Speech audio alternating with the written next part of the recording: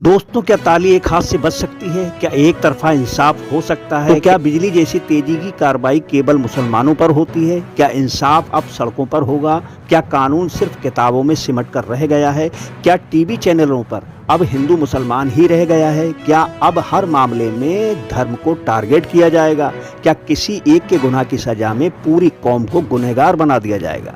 आइए इन सवालों को खोजते हैं आज की हमारी इस खास खबर में। तो दोस्तों नमस्कार, मैं इरशाद अली और आप देख रहे हैं यूपी 76 न्यूज, खबर हमारी दुनिया तक। बस आपसे एक ही निवेदन है, यदि आप फेसबुक पर देख रहे हैं तो फॉलो करें और यदि यूट्यूब पर देख रहे हैं तो चैनल को सब्सक्राइब करके घंटी वाला बटन जरूर दबाएं। आरोप साबित हो ना हो, लेकिन बर्बाद करने के लिए उसका मुस्लिम होना जरूरी है। यकीन नहीं होता तो उदाहरण के तौर पर ये वीडियो देख लें।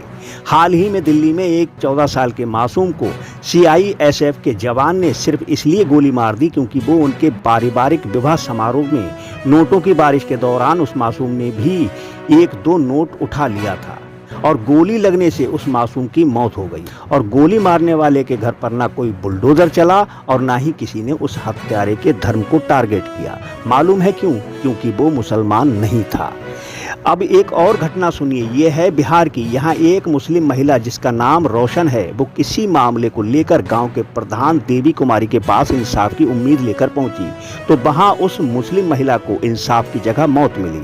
इतना ही नहीं, इंसानियत की सारी हदें पार करते हुए पानी की जगह उसे पेशाब पिलाया गया और क्रूरता दिखाते हुए उस महिला को पेड़ से बांधकर नरभक्षियों की तरह उसकी जान ले ली। लेकिन यहाँ पर भी न धर्म को टारगेट किया गया और न इंसाफ के लिए बुलडोजर चलाया गया। मालूम है क्यों? क्योंकि वो मुसलमान नहीं था। अब एक घटना और सुनिए, और ये घटना है लखनऊ की। और यहाँ 13 साल के एक मासूम रोजेदार जुनैद को जन्मदिन की पार्टी के बहाने से उसके घर से बुलाकर ले गए। बाद में उसके माथे से सटाकर गोली मार दी। लेकिन यहाँ भी किसी ने विरोध प्रदर्शन नहीं किया, ना उस हत्यारे के धर्म को किसी ने टारगेट किया और ना ही कोई बुलडोजर चला। मालूम है क्यों? क्योंकि वो मुसलमान नहीं था। अब एक और घटना सुनिए, और ये घटना है राजस्थान के खिवाड़ी की, जहां 28 साल के आमिर को गोली मारकर हत्या कर दी गई। परिवार का आरोप है कि बजरंग दल से जुड़े तथा कथित गौरक्षकों ने उन्हें निशाना बनाया। आमिर हरियाणा के पल्ला गांव का रहने वाला था और अपने घर का इकलौता कमाने वाला था। पीछे 2 साल की मासूम गर्भवती पत्नी और एक बहन जिसकी अभी ईद के बाद शादी होनी है। लेकिन नफरत की गोली ने पूरे परिवार की जिंदगी उजाड़ दी और यहाँ पर भी किसी ने विरोध प्रदर्शन नहीं किया और न हत्यारे के धर्म को टारगेट किया और ना ही इंसाफ के लिए उनके घर पर बुलडोजर चला। मालूम है क्यों? क्योंकि वो मुसलमान नहीं था। लेकिन अगर आरोपी मुसलमान हो तो सिस्टम बिजली की तेजी जैसा काम करता है। वहीं आरोपी तथाकथित गौरक्षक या किसी हिंदूवादी संगठन से हो तो सब कुछ अचानक धीमा क्यों पड़ जाता है? जिसका उदाहरण आपके सामने है, दिल्ली का उत्सव नगर, जहां जांच में दोषी कौन पाया जाएगा, कौन मास्टरमाइंड है, ये तो बाद में जांच से ही पता चलेगा। लेकिन यहाँ तो जांच से पहले ही निजामुद्दीन का घर बुलडोजर द्वारा ध्वस्त कर दिया गया। मगर अभी यहाँ कई सवाल बाकी हैं। आमिर की हत्या यहाँ क्यों खामोशी इख्तियार की गई? वहीं नेशनल मीडिया पर क्यों नहीं चलाया गया? वैसे ही धार्मिक टिप्पणियां क्यों नहीं हुई? धर्म को टारगेट क्यों नहीं किया गया? मगर इस पर न टीवी चैनल पर डिबेट हो। दोस्तों, दिल्ली तरण कुमार मामला इंसाफ और नफरत की आग के मोड़ पर पहुंच चुका है। सैकड़ों टीवी चैनल, सैकड़ों यूट्यूब चैनल और सैकड़ों उन्मादियों की अथक प्रयास और सैकड़ों नफरती सांप्रदायिक बयानबाजियों के बाद आखिरकार तरुण कुमार के परिवार को इंसाफ मिल गया। कहा जा रहा है कि अब न्याय हो गया। कुछ लोग इसी को इंसाफ समझते हैं, क्योंकि एक आरोपी के घर पर बुलडोजर चलाया गया, उसका घर गिराया गया, दीवारें तोड़ी गईं, तो क्या नीचे खड़े लोगों के दिलों में अब ठंडक पड़ गई ये देखकर कि हमारी मांगें पूरी हुई, क्योंकि उनकी मांगों के अनुसार ही प्रशासन अपनी जिम्मेदारी निभा रहा है। तो क्या अब इंसाफ हो गया? क्या सच में इंसाफ की परिभाषा यही है?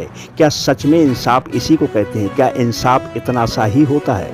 क्योंकि उसी दिल्ली में जहां तरुण कुमार के लिए न्याय की आवाज उठाई गई और बुलडोजर कार्रवाई की मांग की गई, तो वहीं दूसरी तरफ आरोपी के घर पर चढ़कर तोड़फोड़ कर अपने गुस्से की आग को ठंडा किया गया। और जब गुस्सा ऐसे ही ठंडा नहीं हुआ तो घर का सामान और नीचे खड़े वाहनों में आग लगा दी गई, घर को लूटा गया, पूरा सामान तहस नहस कर दिया गया और सोशल मीडिया पर खुलेआम नफरत की राजनीति चलती रही।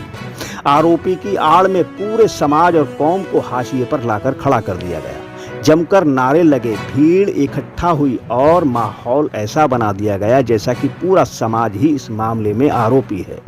तो अब सबसे बड़ा सवाल ये है, अगर तरुण के लिए इंसाफ जरूरी था तो अन्य लोगों के लिए इंसाफ जरूरी नहीं?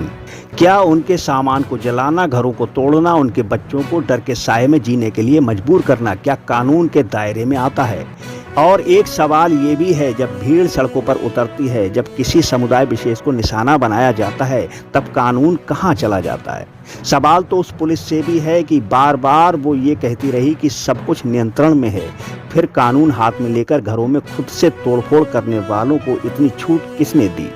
क्या कानून सिर्फ बुलडोजर तक सीमित है? अगर हाँ, तो ये अदालतें किस लिए बनी हैं? तो क्या अब कोर्ट कचहरी का दखल बाकी नहीं रह गया? क्या जनता को अब ये दिखाना चाहते हैं कि जनता के बीच अब खौफ कानून का नहीं, बल्कि गुंडागर्दी करने वालों का या बुलडोजर का ही होना चाहिए?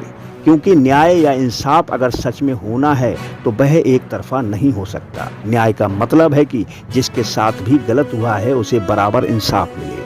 आज जरूरत है नफरत की आग को बुझाने की, भीड़ की राजनीति को रोकने की और कानून को सबके लिए बराबर बनाने की। क्योंकि इंसाफ केवल एक पक्ष को मिले वो इंसाफ नहीं, बल्कि वो बदले की भावनाओं से की गई कार्रवाई होती है। और ये सवाल बाकी है कि क्या दिल्ली में सच में इंसाफ हुआ है या फिर एक कहानी को इंसाफ का नाम दे दिया गया? अपनी राय हमें कमेंट बॉक्स में जरूर दें और नफरत फैलाने वालों तथा कथित मीडिया से दूर रहें और देखते रहें यूपी 76 न्यूज, क्योंकि खबर हमारी दुनिया तक। हम जल्द मिलते हैं, तब तक के लिए जय हिंद।